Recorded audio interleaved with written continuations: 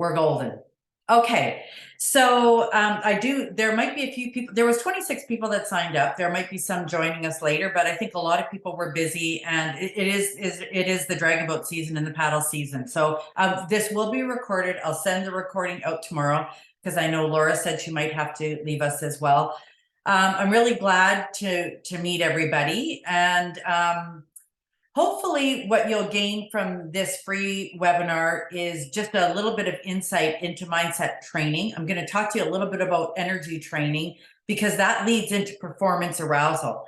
So it'll be sort of a general information. I'm going to touch on a few subjects to see if I spark your interest anywhere. And then if you want to dive deeper into it, maybe then you can check out some other options. I just want to give you sort of a whole overview so that you can, so that you can decide, how deep you want to go into this after. Okay. So for those of you who don't know me, just a wee bit about me and my background, only to give you validity that I kind of know a little bit about what I'm talking about. For years, I was in the salon industry and in business, so I was really used to leading people. That's why I asked if you were a coach or an OC paddler or a dragon boat paddler, because depending on our background, some of us are natural coaches and some of us really struggle with, coaching and leading others. So I was always into systems and processes. I wrote policy and procedure manuals. And then I started paddling in dragon boat just as a recreational thing in 2015. No, sorry, let me go back. It was a lot of years ago, about 17 years ago.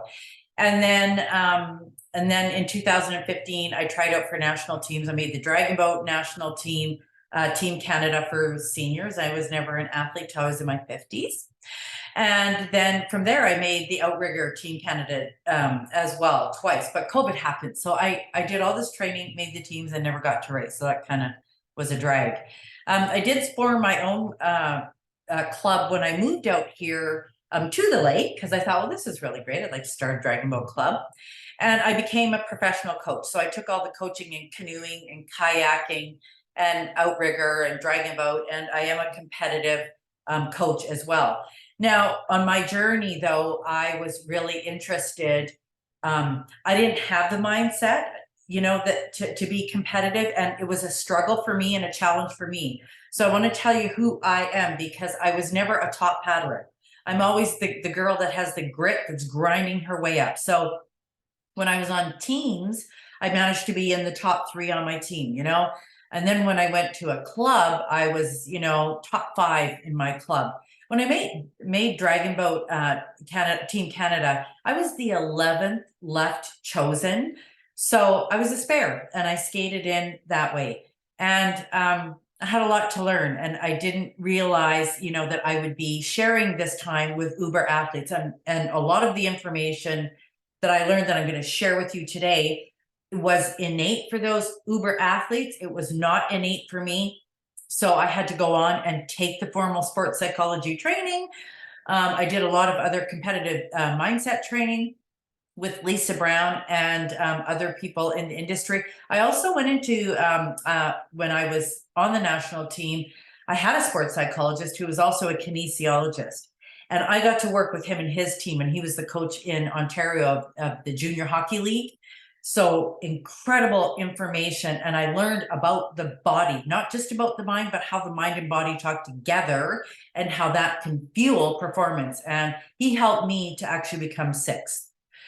So I did work my way up. And when I did try out for Outrigger Canada, I was in the top 5. I worked my way up to top 3. So I just wanted to give a little bit of background about that, because like I said, it was grit and determination that got me. I'm not an Uber athlete. I have to work as hard as 98% of the people out there. So I totally get you.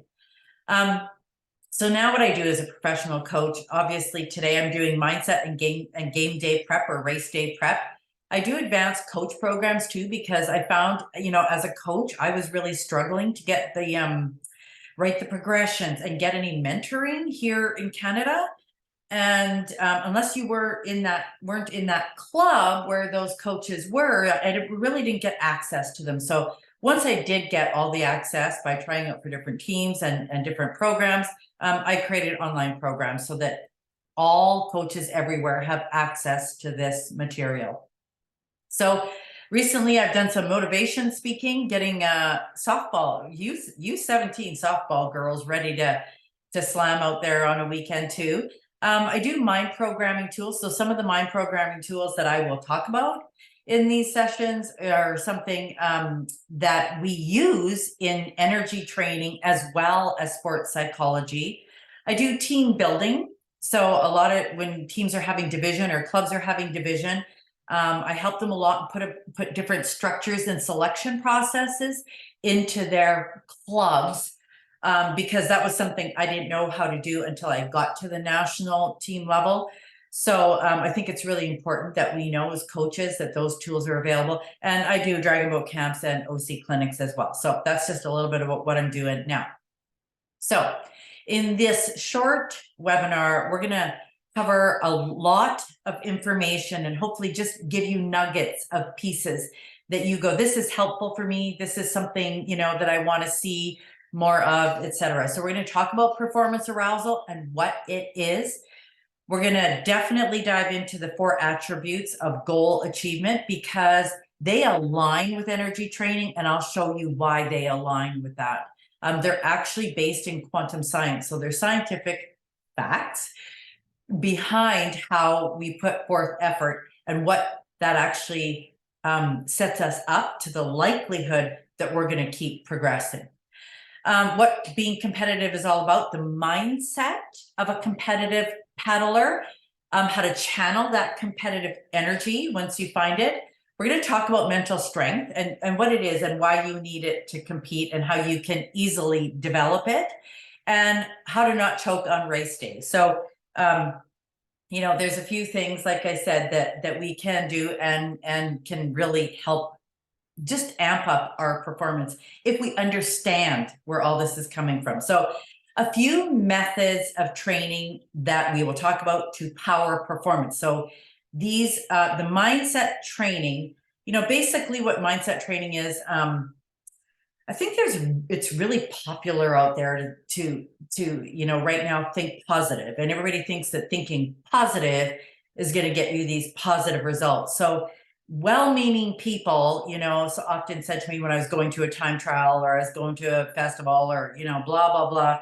Oh, like, you got this, and they would say all these positive things. And I would be thinking, no, I did. Like, I don't, I had doubt, I had fear, I had anxiety.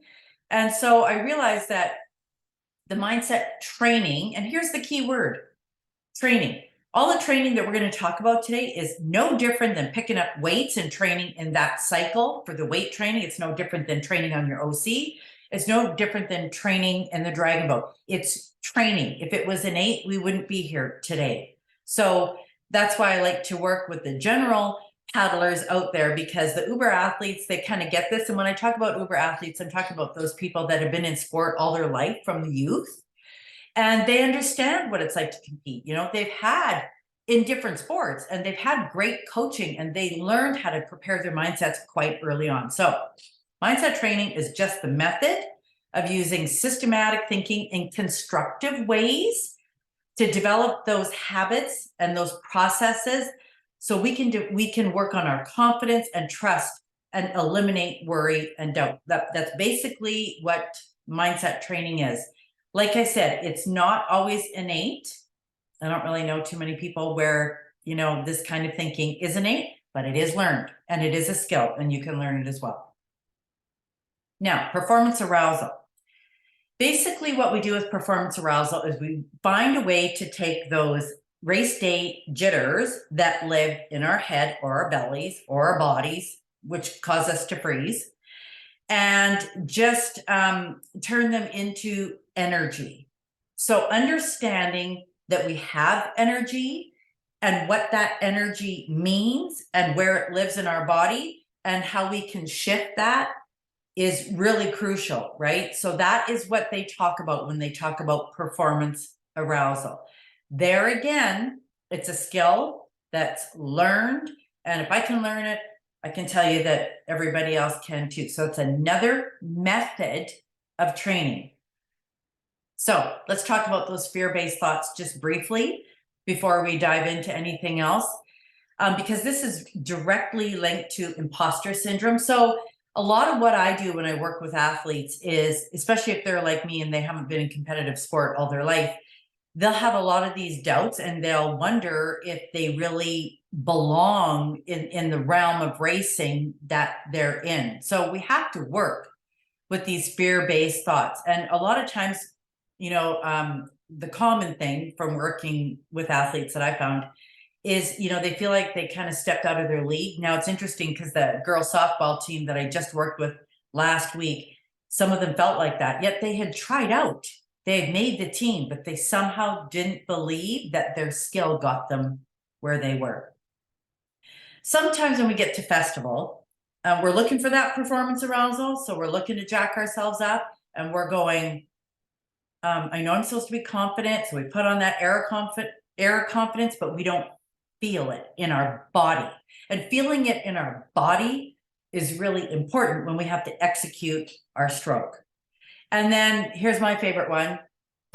People will find out that we're not as good as we said we were. So when you ran around telling everybody, I made this team, I made that team, and then you get to festival and you choke, it's like, oh my God, people are going to find out that I really don't know what I'm talking about. So these were the top 3 fears that the athletes that I surveyed all experience. So if you've ever had one of these, know that you're not alone and it's quite natural. So another method of training to power performance. This is super exciting. I have been working with energy training to get athletes ready for the past few years now. And it's so nerdy, and we're not going to go into the nerdy stuff, but all it is understanding that when we think certain thoughts, there are chemicals that are released into our body that either stop us in our tracks, or amp us up and get us ready. So it is neuroscience, and then it turns into kinesiology because it becomes about our physiology. So sometimes, that freezing where we slip on the paddle or we miss a few strokes or whatever, it's just because our brain is working so much faster than the rest of our body. So energy training is all about using these capacities of energy, which I'm going to talk about, and using them to download and integrate what's going on in our body, because sometimes it can be super scary. There again, it's another learned skill, and it's not always innate, but it is a way that we can learn how to be. Now, the one thing that I want to say, and I'll mention this a few times today, this is training. And whenever the biggest mistake that I see is when on race day or time trial day, we look to find this performance arousal, but it needs to be trained in each session that we go out to either, work out in the gym or get on a OC1 or a sup board. You can't pull something out of your hat on race day that you didn't train into. And that's the number one mistake that I see people do with mindset training. They realize on race day they need it and they haven't done enough using it in their practices to feel confident using it on race day. So we have capacities of energy, and this is the new science. Like I said, sports psychology is also tapping into this now. They recognize that we have mental energy, mind energy, thoughts, emotional energy, physical energy, of course, and spiritual energy. And that all these 4 things are super important because they're motivators. And motivation is a whole other topic, so I won't get too far into that, but they are definite motivators. And that's why sports psychology is now recognizing how these energy systems actually affect player performance. Okay, so the formula for goal achievement, one more nerdy thing here. This is quantum science. Quantum science has done studies about energy and motion, like for machinery, and there are 4 attributes that they have determined that when we do these things as an athlete or in our life, they lead us towards goal achievement, okay? We're going to talk about those, and I just want to introduce them now because they actually take the capacities of energy and work with them in these 4 attributes of hard work, discipline, persistence, and aggression. And you might be able to look at these 4 attributes and kind of figure out which energy system, the mind energy, the emotional energy, lives in that goal achievement. So I'll connect the dots for you in a bit. Okay, so just to be super clear, when I use the word athlete in all my training or this session and in anything that I use on my website for just understand who I'm working with. When we talk about an athlete, it's not somebody who just paddles. I think everybody's a paddler until they become an athlete, who is that person that goes through a 2-year cycle of training, whether it's club crew or national team tryout. So when you go through that cycle of training, you go through the spring training of camp, probably winter training, maybe where you're doing erg, pool paddling, so on and so forth. You guys that live in the sunshine get to, be on the water year round. I don't here in Canada. So that is what I call an athlete. I used to be an athlete. I'm no longer an athlete. I'm a paddler at this moment because I'm not in a sport specific cycle. So I just want to be super clear about that because sometimes people call themselves athletes. And if you've ever tried out for a national team or club crew worlds, you know that it takes a ton of effort. So what I'm going to share with you today, the study. So that the people that I studied were the world athletes, some of the women that I was on the podium with, but also other women, for the past 8 years. And, I had a few questions. And so I went to these women with these questions. And I also had them for myself when I was doing tryout processes because I didn't know how I got there. I didn't know if coach just like threw me up the ladder. I mean, I was doing a decent time trial, but sometimes I wasn't sure if it was luck. I wondered if some people were successful just because, there's a special few in the world and no matter how hard I tried, I wasn't going to be one of them. I really believed that for a period of time in my life. So I get it. I wondered if there was luck or good timing. And it turns out that luck and good timing is really just a matter of one of the attributes that we're going to talk about always putting yourself in the right place, right? So is it luck? It might have been luck in my circumstances, but I did go to the time trials, right? I did show up. If you don't show up, you got no luck. Why do some people, so I'm not the most talented paddler, as I mentioned to you, but sometimes I beat more talented people.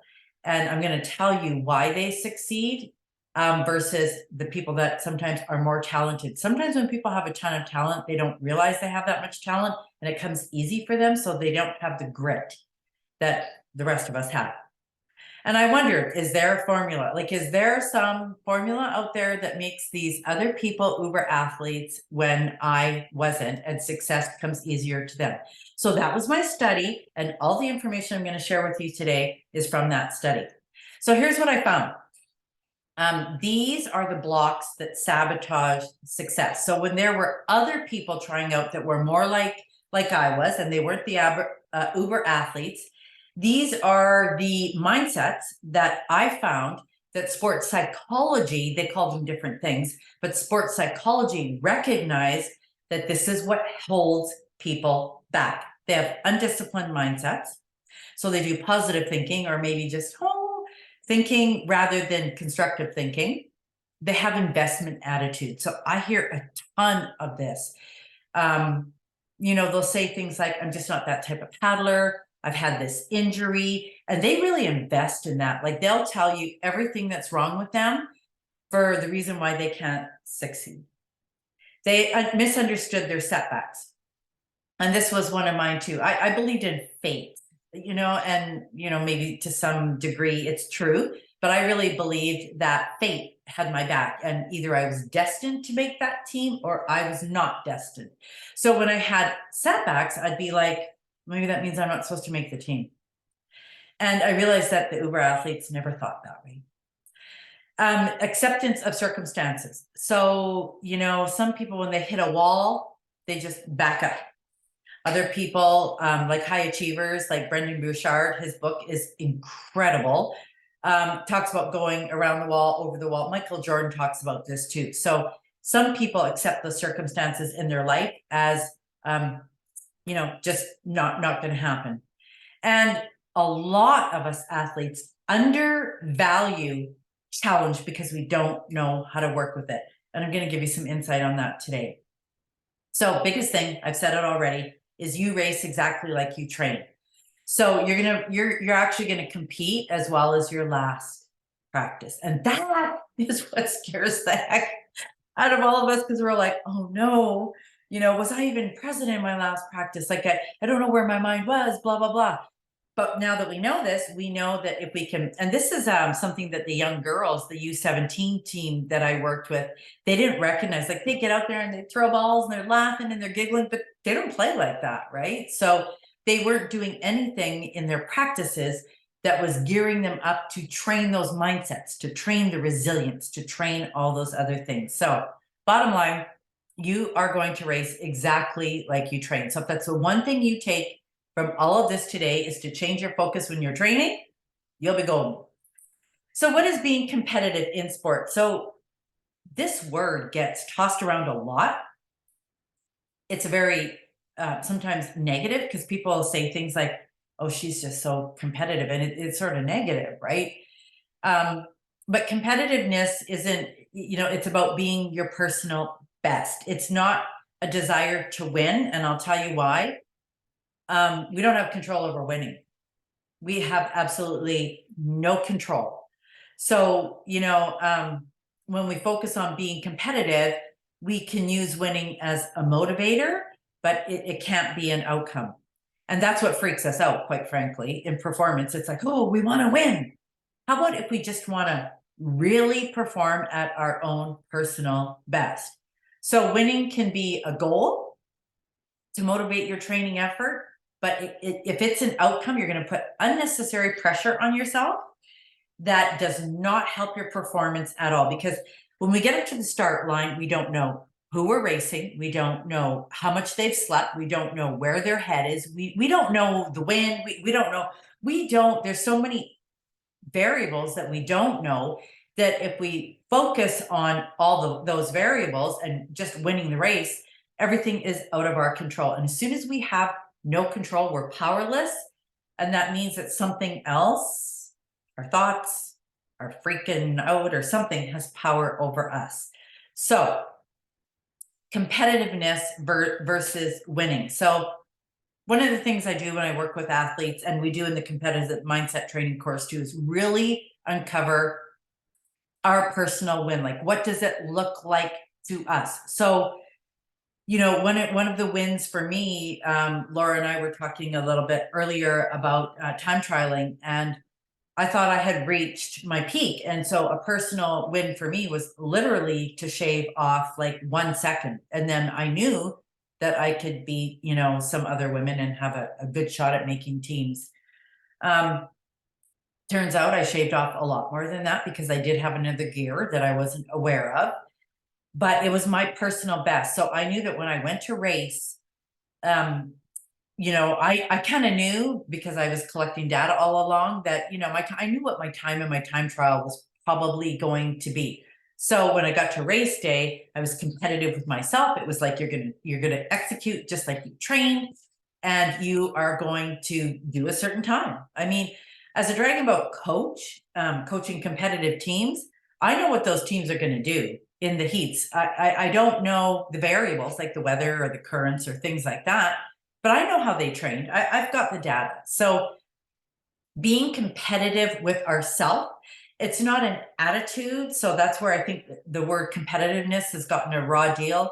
It's like, it's gotten an angry sort of thing. And that's not what it should be. We should be competitive with ourselves, competitive when we're competing. But again, it's not used to intimidate others. It's just used, to get us going.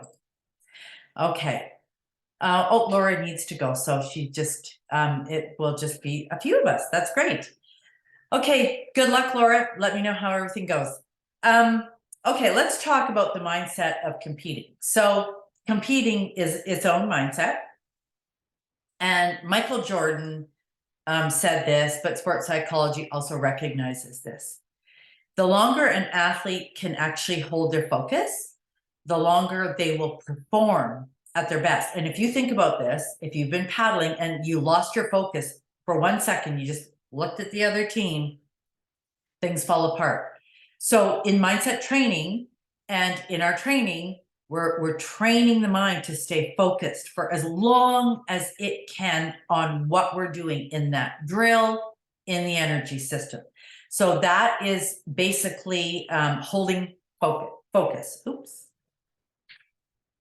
So here we go. Here's what one of the attributes in the formula for goal achievement. So in quantum science, they say that if you can discipline your mental focus, it's the starting point of getting the ducks in a row. And in sports psychology, they recognize that if you can hold your focus, you can perform better, but you can also perform under pressure. And the really simple, easy reason is simply because your mind is in the game, and it's where your whole body is. Your mind's not here or there, it's in your body. It's what's happening in this moment. So what does this look like in our training? So how do we use discipline? So next time you get out to train, here's what you got to do. Number one, the mistake that I see a lot of paddlers make when they're trying to, they'll just focus. But what are they focusing on? If you don't have a proper process laid out, then you're just going to grab something out of the air to focus on that day. So when I'm talking about a process, I'm talking about the 2-year cycle, the direction. It's like, in April, we're doing this. In June, we're doing this. In August, we're doing this. I'm doing my weight training here. I'm doing my, pool paddling here. I'm doing my water training here.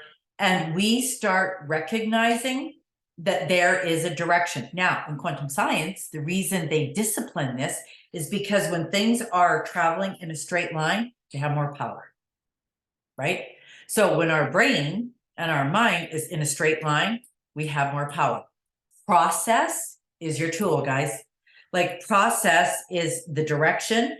Process contains the goals. So if you say, I want to bench press 50% of my body weight by X amount of time or whatever, we have these little goals along the way that are measured inside of this plan that tells us we're on track. Now, what's the result of that?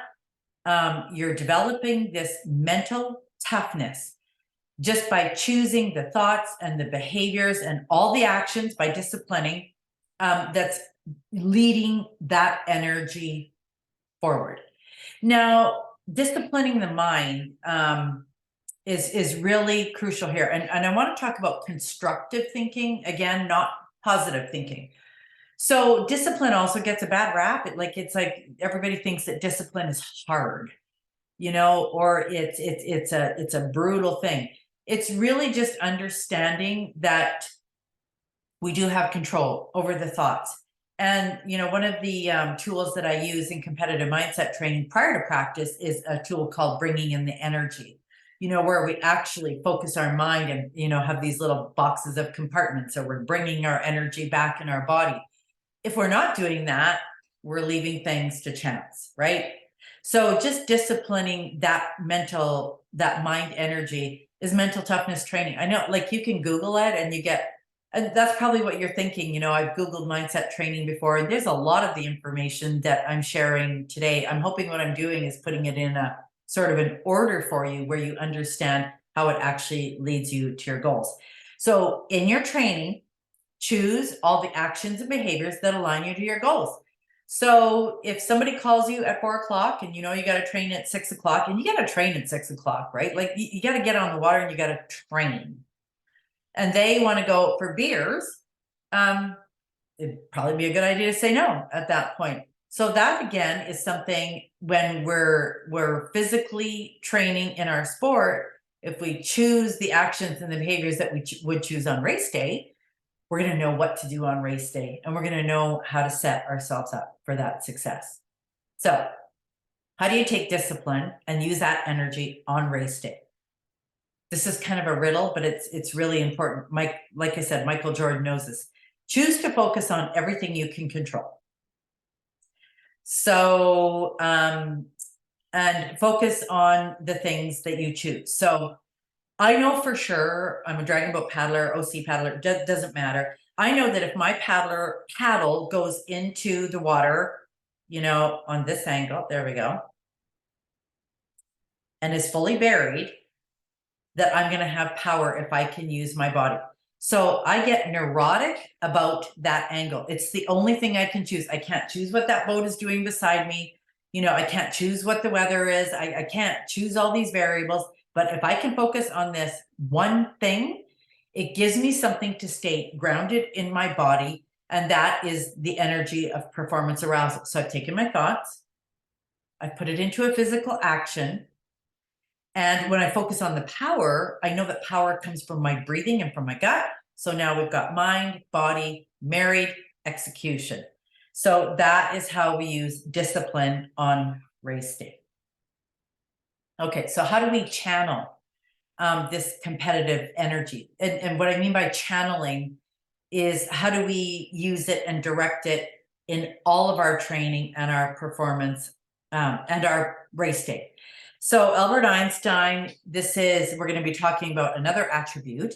And he said that success is 1% talent and 99% hard work. And we're going to talk about the hard work because, like I said, a lot of people work, they'll train, but they don't train hard, meaning they'll skip maybe some of the practices that are hard. They won't do all the work that's in front of them to do when it's supposed to be done.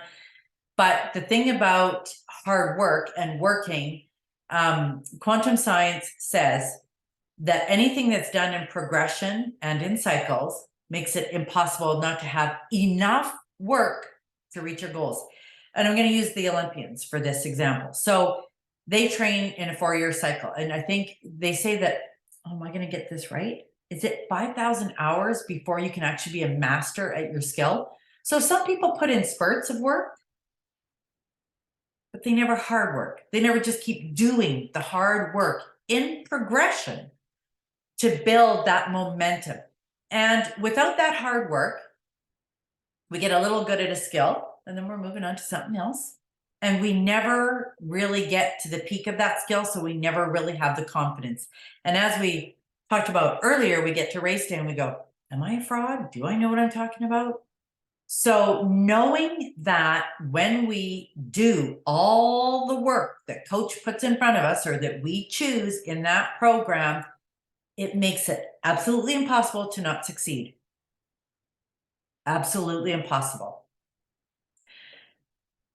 to reach your goals with working hard enough. So underestimated work is what I see a lot of. And it is, like I said, the second attribute in the formula for goal achievement. So the development tool, progression. I can't say enough about progression.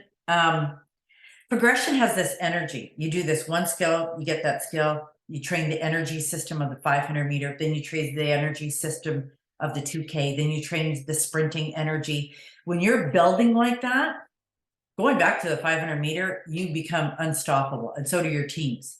So progression is something, there again, what I see people do is they'll do a little bit of training here and a little bit of training there, but they never train in progression, which means that they never peak an energy system like the 500 meter energy system before they go on to different training. So I remember getting on one boat, early in the season, and we were doing sprints, and I'm like, wow, like how can we have anaerobic energy before we've trained endurance? Because when we train endurance energy and we've peaked that energy, then when we get to the next level of training, we already start at a higher level than if we would have just jumping into the training without progression. Data provides the training gain. So if you want to get confident, you have to have data from every single session. So I don't think in this picture, no, I don't have my Kayak Pro with me. Or sorry, my my little GPS thing. So, you know, I look at my strokes, the distance in each stroke that I take. I look at the strokes that I do per minute. I look at my speed with every stroke. And that's how I tell what my training gains are doing. And I mark on all my data what distance I was training at that time as well. So when I get to race day, I bring my data with me. Like, I know what I've trained at. I know the goals that I've reached. There's no doubt. And here's the other thing. You're not going to suck. You're going to be as good as you were in your last practice. But if you've done progressive training up to that time, you're not going to, you might flail a few strokes, but you are not going to be like you were at the beginning of the season. With enough hard work, it's impossible. And those programs that you do lead the phases of progression. So I do want to mention what I think needs to be addressed. And I think some of the US coaches are working with the Canadian coaches now to revise some of their programs and vice versa. Like I mentioned, in Canada, we have, I'm not on the water. I don't get on the water till May, and I'm off in October. So I have, you know, training that I build all my different energy systems through over the winter, and, you know, through weight training and balancing the body, the non-paddle muscles, strengthening the non-paddle muscles, you know, and easing out the paddle muscles, etc. So phases of progression are really important as well, because, you know, I don't know, you know, if you're ever been on a team where you constantly do the same drills, but you don't feel like you're getting better. It's because maybe you need more flexibility before you can get better at that aspect of your stroke. Maybe you need more strength before you can get better at the aspect of your stroke. So training in progression in specific programs through the process of a 2-year cycle. None of us, like, I'm not special, and the Uber athletes weren't special. They just did the things that I'm telling you about now. That was the only thing that made them more successful than the rest of us at different times. So programs of progression, like I mentioned it, I just thought I'd throw this in here for all of the people who maybe are on the water all the time, just to give you a sneak peek at what the progressions are that I create for teams that aren't on water year round. In the fall, we develop our fitness. In the winter, we'll do technical development. So I'll do a lot of sport specific training. In the spring is when I get my people together. We've had a tryout selection. And as coaches, this is when we start selection and blending our teams. The summer and that short window that we have to be on the water is only to train, to peak, to race. So I don't like to do a lot of drills in my on-water progressions. I like to save those for camps and clinics with my paddlers, because it's hard enough to get that time into a practice just where we can really get that energy system trained. So those are the programs of progression. So what do we do with this attribute in our normal daily training? Well, it's physical energy, right? Hard work is physical energy. So when we sit on our boats, you know, and we are going to knock out a training session, don't just choose high intensity or medium intensity. Choose a race distance that you're training. Are you training at 2K? Are you training at 200 meter? Are you training at 500 meter? And what energy system will you be working with at that point? And use those numbers for peaking and performing, because that is how you get your confidence. You know, I know exactly what I do on my OC for a 500 meter time trial. I know exactly what I've trained to do. There's not going to be any surprise. I might get a wee bit faster. I might be a wee bit slower, but I won't tank, and I probably won't beat the top paddler. So, well, you never know, unless we don't know who shows up, right? I could. So that is the mindset training of putting in that physical energy. So how do we use this energy on race day? So when we can look back at our data and we can say, we can race with the confidence because we know we've already achieved some goals, right? So we know that in our process, We had some goals. We had specific measurements that we wanted to reach. We've already reached those goals. There's confidence building number one. And then when we get to race day, it's like, okay, now I get to use these skills and I get to race with this extra muscle I built, extra so on and so forth. So that's the energy of how you amp up that performance arousal with the confidence, is knowing what you've already done and probably what you're going to be doing. And like I said, as coaches, I don't tell my teams what I think they're going to be doing, but I know what they'll be doing. I know how we progressed. I know how I train them. I know what they're going to be doing. So let's talk about getting that mental strength to now compete with that same confidence. Michael Jordan again. He's got a stat out there. Like, I don't know how many misses he's made. People, like he said, I watched his documentary, and I'm not a basketball player, so I don't really get it, but I'm telling you, he had a ton of good information about being that, getting in the right zone to perform. But he said, I've never failed. I have failed over and over again, and that is why I succeed. So the next thing that we're going to be talking about is resilience, and it comes with the attribute of persistence. So this training directs the emotional energy of resilience. Now, the emotions for me was the biggest attribute that I had to control, because I'm going to use the word, I loved being emotional. I loved, certain dramas. I loved rescuing people. I loved, helping people. That investment of energy into others served me zero as an athlete, to the point that I almost lost my seat on the boat at camp because I was so worried about, fitting in with the group and going where the group went. And I knew I physically can't, stay out past 8:30 at night. They could, and they could still perform, but I went with them because I had these things that I did that caused me to be exhausted.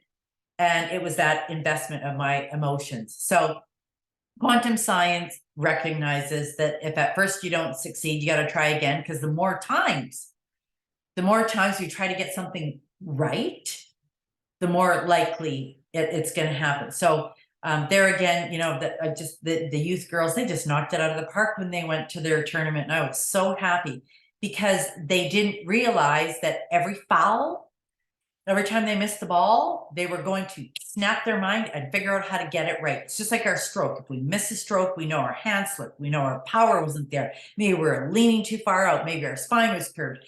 We can take the tangible things that we know were wrong and fix them. And if we try again, we're gonna succeed. So persistence is an attribute that quantum science recognizes for goal achievement. So how do we get persistent in our training? We track everything. So when I go out,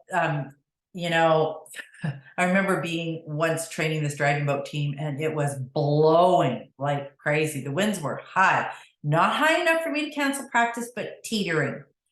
And I said, we're going out. We're gonna do mental toughness training here, because they're all like, oh, this is not very good weather, But I said, it could be like this on race day. We've got to get out there. We got to know how to hold our paddle sturdy when the wind's blowing us all over. Like, we have to plan this scenario and then implement some coping strategies, right? So this is how you use persistence. You set up the scenario. So if I go out and train tomorrow and it's super hot, it's like, okay, it's hot. What do I need to do to prepare? Let's pretend this is race day. How can I prepare? So the more we practice that in our training, the more we can pull it out of our hat in a heartbeat on race day, and we're not worrying about what's going on, because worrying is undisciplined mindset, and that's scattered energy. Our energy is just going all over. So plan different scenarios. Plan scenarios also like this: that you're down, that you've lost your first 2 heats, and that your energy is down. Plan that feeling in your body too. And how are you going to refocus and get amped up? What are you going to focus on? You're going to focus on your catch? Are you going to focus on your exit? Are you going to focus on your top arm drive? What are you going to focus on when you're in that mindset to get you back in the game? Again, we don't have to win. We just got to perform at our very, very best. So that is how you use persistence in your training. How do you use it on race day? You know, on race day that every challenge that you have, see, and here's the thing, if we're not documenting our training and we don't know what challenges we had. I remember going out to train one day. This was a tough day. You know, I had lost somebody very close to me and I was grieving. And I thought, you know, I didn't want to go train, but I thought I got to train this energy. Like I got to figure out, how do I muster up the right performance arousal when I have this heaviness in my heart? And I found it. You know, there's a few things that I say to myself in my head that gets me amped up. And that is how I found my resilience. So if we don't train the emotions in our practices, you know, we don't understand that. You know, I also was coaching a dragon boat once. It was a BCST breast cancer survivor team, and they had lost, you know, a fellow paddler a couple days before as well. And, you know, we channeled that, you know, just channeled it by saying, where does it live in our body? And how can we shift that heavy weight into love? You know, really performing for the best at this moment, so on and so forth. So however you decide to bring that out, that's going to be your resilience on race day. Oh, I have the wrong slide there. Did I go back? Oh no, okay, I think I'm sorry. I'm a little bit ahead of myself here. On race day, persistence, using it. That was the training. Okay, using setbacks and challenges to build your emotional resilience. Sorry, had the right topic, just the wrong slide. So on race day. So when you get to race day and you've trained those scenarios, those emotions, those conditions of the weather, et cetera, those challenges, those setbacks, those injuries. I've trained through injuries where I was scared to use my shoulder again because I had a shoulder injury, but I trained through it and then I got this confidence. So when I get to race day, what's the first thing I think about? My injured shoulder, right? But then I remember that I prepared. I prepared in my last practice. I trained for this very scenario and I've trained for this moment. So you've probably done some of this before. Maybe you haven't done some of it before, but bringing our conscious mind into training those different scenarios, that's what mindset training is. It's really quite simple. Like I said, there's other tools that we use: visual programming, conscious creation, bringing in the energies, compartmentalization. There's a number of tools that we actually use at different times in our training as well to train resilience, to train focus, you know, et cetera. But so we have those tools that we can use as well on race day. I didn't put them in here today, but they are part of the competitive mindset training that I'll be doing in the next week. And I'll tell you about this later. So how do we not choke on race day? Here's one thing that I know for sure. And sports psychologists know this. But sometimes us paddlers don't. We get, you know, in front of the hard teams. We get in front of the hard paddlers when we're doing a time trial and we choke because it's like, oh, we're against them. But if we understand that the only way we ever get better is racing those really tough people, we start to change our energy from, oh God, to, okay, this is what I'm doing. Like, this is what I'm doing. And it's quite shocking. This simple, the harder the race, the better the challenge, and the more we can step up to be our personal best. We learn nothing from racing easy people. We don't really learn anything. And I'll tell you a little story about one of the time trials I was in when I was trying out for Team Canada. So I didn't know. I was in a heat with 3 boats, and there was this one boat. Like, I took off, and I was racing, and like I could not shake this boat. Like I was like, oh my God, why can't I get ahead of this boat? And I kept trying harder and harder and harder. I couldn't see the person because I was staying focused on the finish line. But when I got across, it was the coach. Now, had that coach not been there, I'm not sure I would have done as well as I did. So if nobody's around and you're leading, that's a hard energy. It's being in competition with the toughest people that makes us better paddlers. So just remember that, and just knowing that shifts the energy. So, a lot of times on dragon boats, if you're a coach and you just want to play around with that energy, like just get your paddlers to think about, you're down 2 races and, you're just sitting there and feel that energy, and then shift it and say, you know what, we have an opportunity to race at our personal best in this last heat. Let's just do that.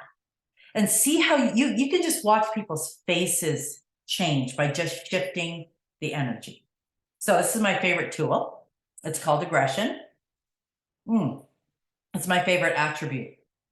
I think I had a lot of it when I paddled for all those years, but I don't think I ever channeled it. And I sometimes even held it back, because sometimes when women are aggressive, we get called certain names, and I didn't want to be called that name. And I didn't know how to channel that aggression in a healthy way. And our aggression is our passion. It is a motivator. And there's 4 types of motivation. I won't get into them now. That's a whole other webinar or workshop. But passion is our soul's desire to be our personal best, right?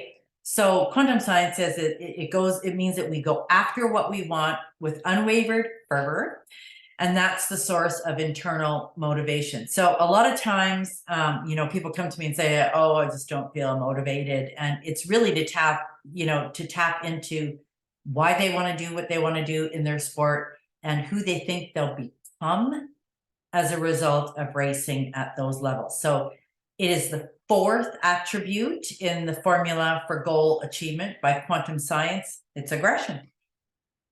So how do we use this? Now, here's the other mistake that I made in a time trial. I didn't have a race strategy, right? And I didn't know. I was a solo. I'd always just drag about paddle. So I was always on a team, and coach had the race strategy. I had never been in a time trial. I didn't know you needed a race strategy. So when we have a strategy and we're going to execute that word execution is like we've got a plan, we're going out, we're doing it. Race with the intention as well to do that race strategy. So a lot of times people they'll get to race day, and even paddlers on a dragon boat, we have a race strategy. Like I trained you to do the body of the race. I trained you to do your starts. I trained you to do your powers. I trained you to do your finishes. I'm going to call a power here. I'm going to call a finish here, and we have a strategy. So when we're not focused anymore on all the outside things we can't control, and we focus on the race strategy, then we have the technical things that we can execute that power up and amp our performance. So it is a tool. Process, progression, and a strategy, they all gear up your performance arousal. So don't negate the importance of having all these components when you're racing. So how do we train this spirit energy, this passion, this desire? Just recognizing that you have it and that it's your secret motivator is enough. Now, I have a motivator that I use all the time, to reach my potential. I'm really good when somebody tells me I perform the best when I know that I'm the underdog. I have a really hard time performing when I'm not the underdog. So when I have somebody to beat, I'm really good. When I don't have somebody to beat and I'm left to my own devices and there are no boats beside me, I got to figure out how to do that too. Because believe it or not, some people love being the underdog. Some people struggle being out in front. Other people love being out in front.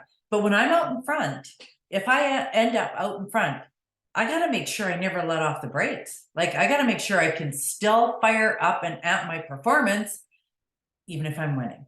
And that's a tough one as well. So aggression is that desire to find that inner motivation.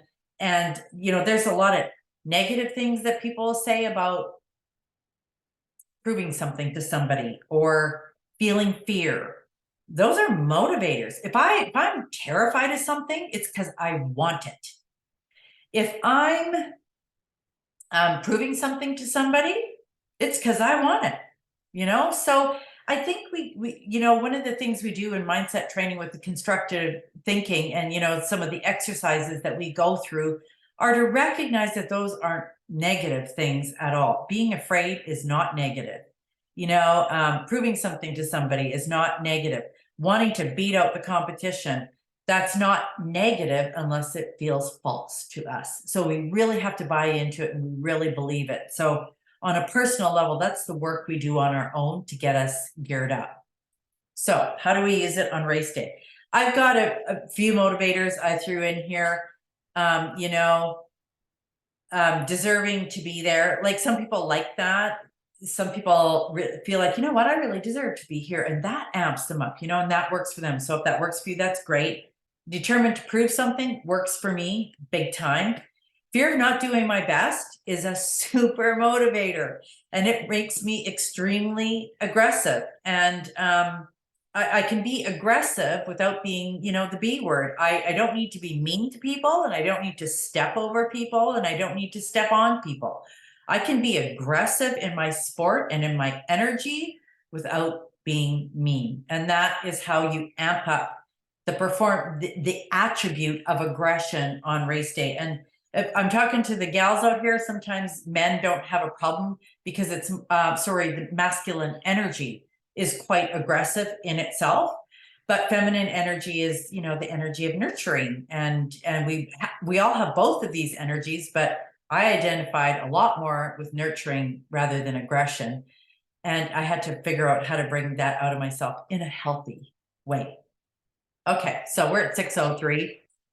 I'm just going to recap here what we've gone through. We talked about performance arousal in sport. We talked about what, you know, being competitive is all about. The mindset of competing, channeling that competitive energy, and remembering that all the things that we do, the discipline, the hard work, the persistence, and the aggression is the channeling. When we're on that path and we're not being distracted by all these other things that are coming on, we can't not succeed. You know, build your process, get your progressions going, you'll be fine.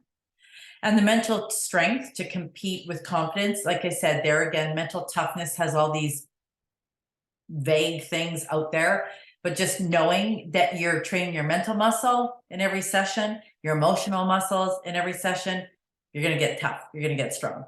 And how to not choke on race day. So I just want to tell you a little bit about the training that I'm going to be doing, where we dive into these tools that I talked about. So we talked about visioning and building that vision process and the outcome. Mindset training, where we construct the patterns of thought that are going to serve us. Energy training, I dive right into the energy training and those 4 capacities and how to work with them by training effort. Conscious creation, we're working with the front part of our brain, and we're consciously creating, you know, where we want to go. Visual programming is the tool that we use for training our subconscious mind. And that's how we start downloading all this information and integrating it into our body. And power centering is another thing that we'll be doing. Those are the science-backed habits and behaviors. So I just wanted to mention this because if anything I said, if you got enough out of this and you feel ready to compete, that's great. That was my goal. If you're thinking, you know, if this intrigued you at all and you're thinking you want a little bit more, there is a little bit more that I will be doing the live training with. It's on my website now. However, like I said, I like doing the live training every once in a while just to check in and see how I'm doing and delivering the content that I deliver so that I can make sure that everybody is getting what they need. So I just want to thank you for being here. Before you go, I am going to stop the recording and just chat with the participants to see if they have any questions. So I'm going to stop the recording in just a second. But thanks so much for being here. If you have any questions, email me and let me know. I only get better when you ask the tough questions too. So thanks so much for being here, and I look forward to seeing you on the water.